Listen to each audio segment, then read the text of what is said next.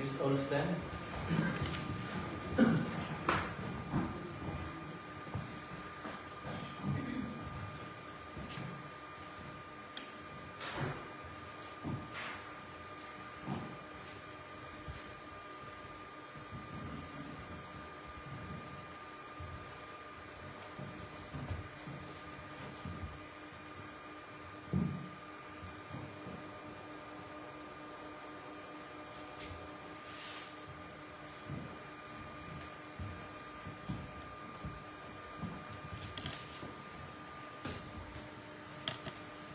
Good morning to everyone. Good morning, God. Welcome to the 5th Sunday in Kingdom Time. For 5 weeks now, the readings lead us into that which God is doing on earth. He is healing the earth. He is restoring His creation. And once more, as earth touches heaven, or heaven visits earth again, may we receive God's healing and restoration in our lives, and may we be instruments of the same according to His will. Blessed be God, Father, Son, and Holy Spirit. Blessed is His kingdom, now and forever. Amen. Let us pray. Almighty God, unto whom all hearts are open, all desires known, and from whom no secrets are hid, cleanse the thoughts of our hearts by the inspiration of Thy Holy Spirit, that we may perfectly love Thee and worthily magnify Thy holy name, through Jesus Christ our Lord. Amen. Together, glory Glory to to God. God in the highest, and peace to His people on earth.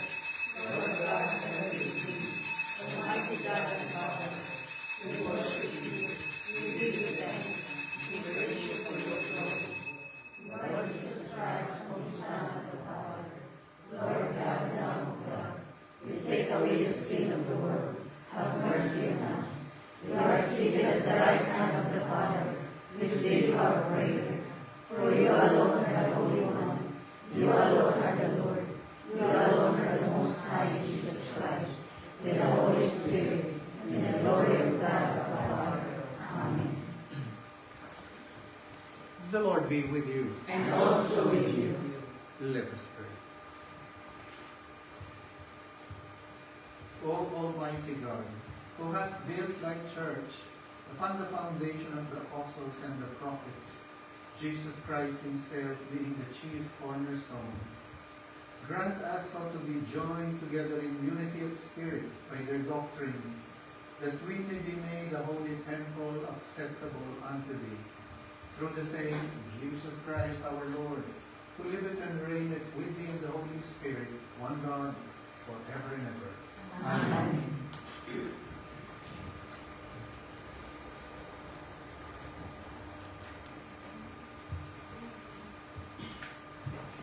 Let's be seated.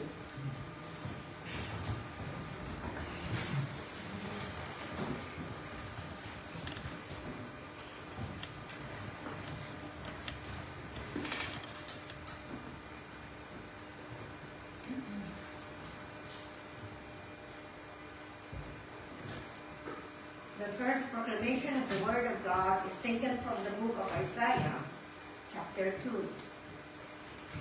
The eyes of the Lord are lofty, and man is humble. The haughtiness of man shall be humbled, and the Lord shall be exalted. The reading.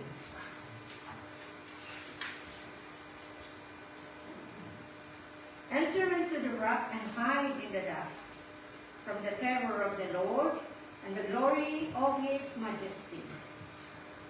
The lofty looks of man shall be humbled. The haughtiness of man shall be bowed down, and the Lord alone shall be exalted in that day.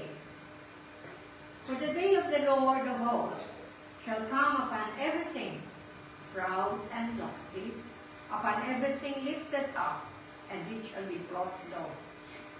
Upon all the cedars of Lebanon that are high and lifted up, and upon all the oaks of Bashan, upon all the high mountains, and upon all the hills that are lifted up, upon every high tower, and upon every wall, upon all the ships of Tarshish, and upon all the beautiful slopes.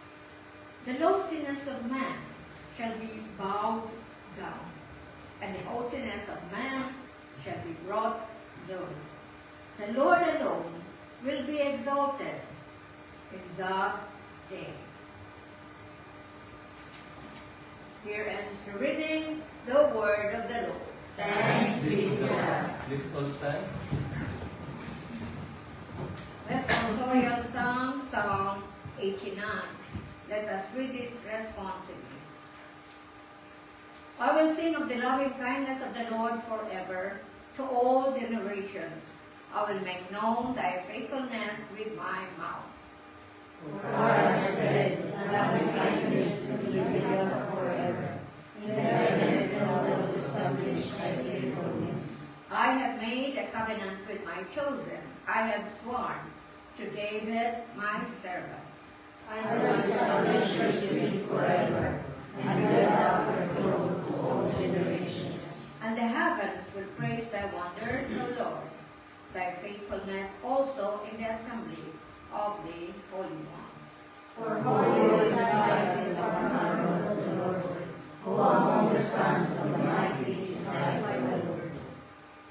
A God greatly feared in the council of the holy ones, and awesome above all those who are around him. O Lord God of hosts, who is like thee, mighty Lord, thy faithfulness also surrounds thee. Thou dost rule the swelling of the sea, when its waves rise, thou dost still them. Thou dost its rush around, like one who is afraid. Thou is God and enemies of thy mighty hand. The heavens are thine, the earth also is thine, the world and all it contains. Thou hast founded them. Nor is thou, thou hast created them. They were an herald shout for joy at thy name. Thou hast a strong arm, the hand is mighty, the right hand is exalted. Righteousness and justice are the foundation of thy throne. Loving kindness and truth go before thee. How blessed are the people who know the joyful sound. O Lord, they walk in the light of thy countenance. In thy name they rejoice all the day, and thy righteousness they are exalted. For thou art the glory of their strength, and by thy favor our hoard is exalted. For our shield belongs to the Lord, and our aid to the Holy One of Israel. Glory be to the Father, and to the Son, and to the Holy Spirit. As it was in the beginning, is now, and shall be, world without end. Amen. Let's be seated.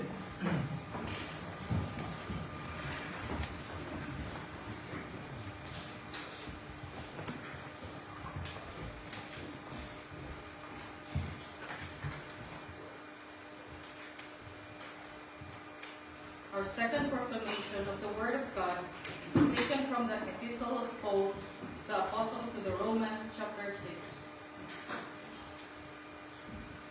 To have died to sin is grounded in the sacraments of holy baptism. Ignorance of what happens when we are baptized is a great enemy. What Christ's cross, an actual death to sin, baptism accomplishes in us. The reading.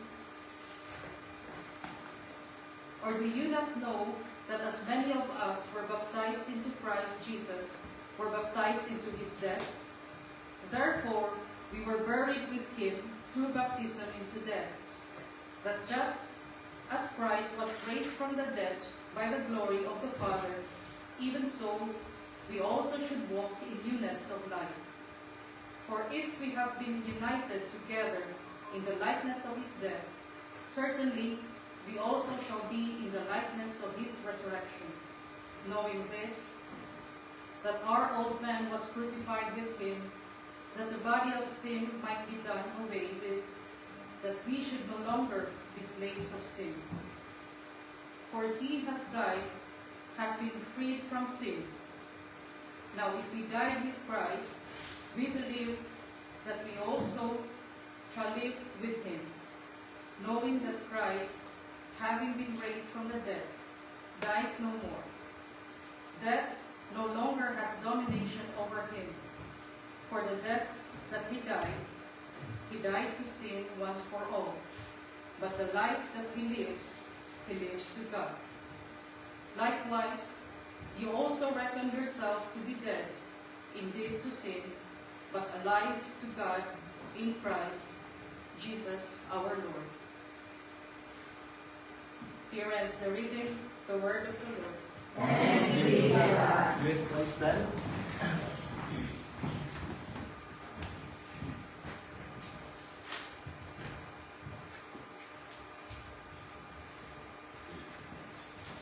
For our gospel did not come to you in word only, but also in power and in the Holy Spirit and with full conviction.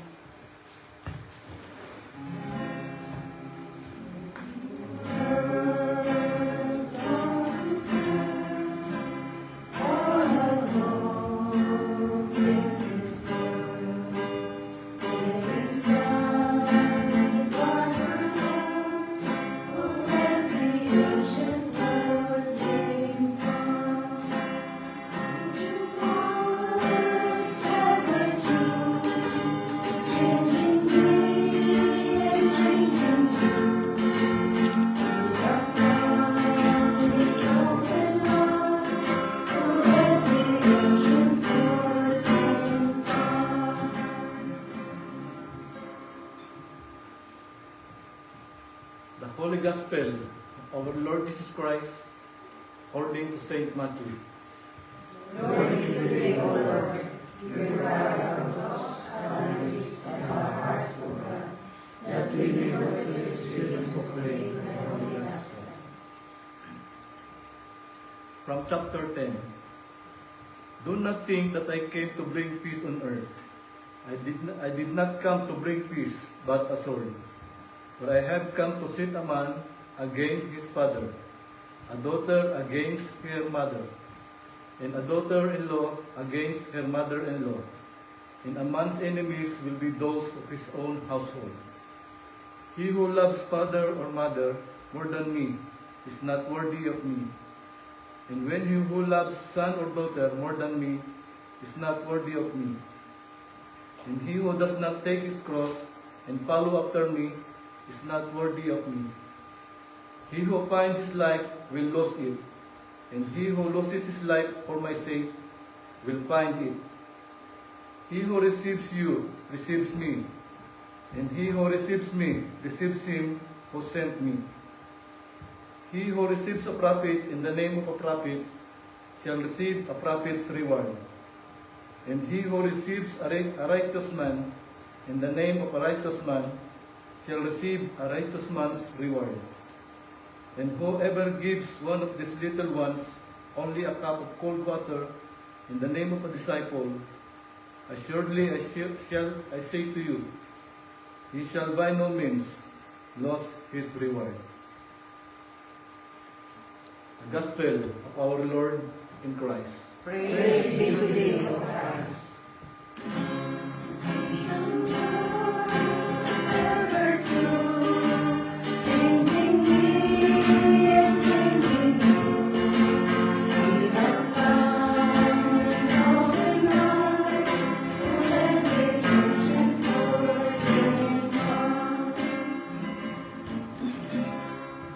Let's be seated.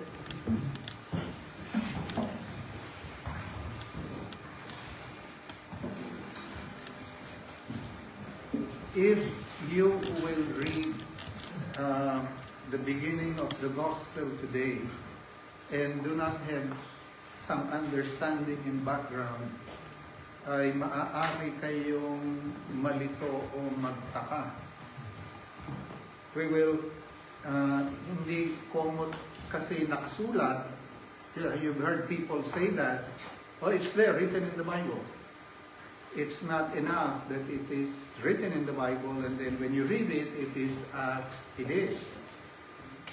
The next thing for healthy, understanding of the Bible is not just ano ba yung nakasulat, That's a good thing. But there's another thing we need to understand. Bakit nakasulat yung nakasulat? Okay? So let's see. Look at this. He who loves father or mother more than me is not worthy of me. He who loves son or daughter more than me is not worthy of me. So, unang tingin mo dyan, teka, pinag-aaway ba ni Lord yung nanay o yung anak sa magulang? Actually, bago yan, perhaps you heard that when the gospel was read. And sabi doon, Jesus said, I don't think that I have come on earth to bring peace. Iba, isa. Bakit? Teka muna. Because siya ang Prince of Peace. Bakit sasabihin niya, I did not come to bring peace?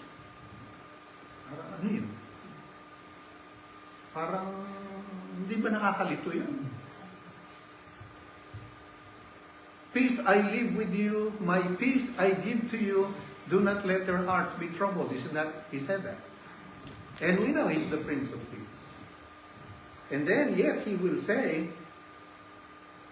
huwag niyong isipin, dumating ako to bring peace. I came to bring the sword. At magmula ngayon sa isang pamilya, 3 laban sa 2, 2 laban sa 3. Magulang sa anak, mag-anak sa magulang, etc. Tapos pagdating ngayon natin dito, ang sabi, but he who will love father or mother more than me is not worthy of me. He who loves sons or daughter more than me is not worthy of me. Ano ba yan? Anong tama? Let me give you the context. First thing, we will see that, mamaya kukuha tayo sa New Testament. And so, we'll put the two together. Jesus was talking to the Jewish people. Yun ang isa sa mahalagang tinitingnan when you read the scripture, who is speaking. Sino nagsasalita? Sino kinakausap? Jesus speaking to the Jewish people. And then, Matthew, siya yung nagsulat, St. Matthew, telling, yung Gospel according to Matthew, ang kanya talagang main theme, main point na sinasabi ni Mateo, Jesus is your King. Jewish people. Kasi yun yung chosen people. Sa pamamagitan nun, the Messiah will come. What Jesus is saying here is this. Chosen people, Hebrew people, receive your Messiah, no one else. And don't let anything hinders you from receiving the Messiah. You got that? So, hindi niya pinag-aaway kasi ang gagawin ng iba, again, you've heard me share this, first century na libro ito, i-interpretahin 20th century. Hindi, mali yun. Tingnan mo muna, ano ba konteksto, how Jesus said that, to whom was that speaking to, for what, bakit sinabi yun, hindi lang basta, nakasulat eh. I've mentioned this to you several times, even in our Tagalog culture, Filipino culture, we have that. Sinabing, itaga mo sa bato. Nakataga sa bato. Sabi, tinaga ko yung bato. Hindi naman yan ang ibig sabihin nun. Ilista mo sa tubig. Alam niyo yan. Ano ibig sabihin niya? Nakasulat, ilista mo sa tubig. Hindi yun ang ibig sabihin. Kumuhang ballpen, sulatan mo yun. That's not what it means. The thing there is, yes, it's there, but ano ba ang ibig sabihin nung na it's there? Okay, so, this is what Jesus was referring to. He was talking about receiving the Messiah. Bakit? Ganito, condition of man, bakit dumating si Jesus? Bakit siya dumating? Sa lupa. You may say, to forgive us of our sins. And that's correct. But that's not the main thing. It's a part of that. Kung forgiveness of sins lang, hindi na siya pupunta dito. From heaven, God the Father can I forgive everyone. Isn't that correct? So it's not just the forgiveness of, yes, it's a part of that, but it is not just that. In simple terms, again, man had the fallen nature. Man had the satanic nature because of the fall of Adam and Eve. Ang lahat, hanggang ngayon, ang lahat ng tao hindi kay Kristo o have not been baptized in Christ has the fallen nature. Mabait man, guwapo man, mayaman man, whatever it is, if one is not in Christ, he doesn't have the life of God. You got that? Because Adam, the representation, the mother of all, the father of all humanity, surrendered to Satan. And from that time on, inherited satanic nature, the nature not of God. Ganito kasi, no? God created man. Sa garden, may dalawang puno. Correct? Ano yung isang puno? Tree of life. Ano yung isang puno? Tree of knowledge of good and evil. Dalawa yun, di ba? Binanggit. Now, inignore niya yung tree of life. Ang kanyang kinainan, yung tree of knowledge of good and evil, rebellion yun. Why? Alam natin bakit niya kinain yun. Because yung influensya of the devil. So meaning, he surrendered himself. And from the time on, dahil he partook of that spirit, and what happened is that he inherited the satanic nature, and from the time on, nagkaroon ng fallen nature ang tao. Jesus came para bigyan tayo ng nature ng Diyos. Amen. So anyone who is in Christ has eternal life, has the life of Christ. Okay. So, here at this time, Jesus is now saying, and Matthew is now writing here, first to the Jews, and by extension to us, walang makakapagbigay ng kahit na anumang solusyon sa problema mo, katauhan. Humanity, you have a problem. You have the nature of Satan. You have the nature of sin. Humans, there's only one answer to your problem. That is Jesus. That's the only one answer to the problem of this world. Kung alam ng tao kung anong nature meron siya, again, hindi one-time baptism tapos ng lahat. No, because this has got to be cultivated. Kung ito'y naintindihan lamang ng tao, walang flood control. Kung ito'y naintindihan ng tao, walang shooting katulad sa Tacloban. I don't know whether they were baptized or not. Seems like those that are involved in this thing may be baptized. Is what we have been saying. It's not enough. You be baptized. Yes, that's the beginning of that. However, it has to be developed. It has to be nourished. It has to be nurtured. So that yung bata, pag hindi mo inalagaan, may buhay yun, baka mamatay yun. Correct? Pag hindi mo inalagaan, binabayaan mong kanto-kanto, anong kakalakihan nun? You know what happens to that. So, here the point, Matthew was saying, wala kang kailangan, walang magagawa ang iyong relasyon. Because the Jewish people, they keep saying, oh, we're children, we are Abraham's children.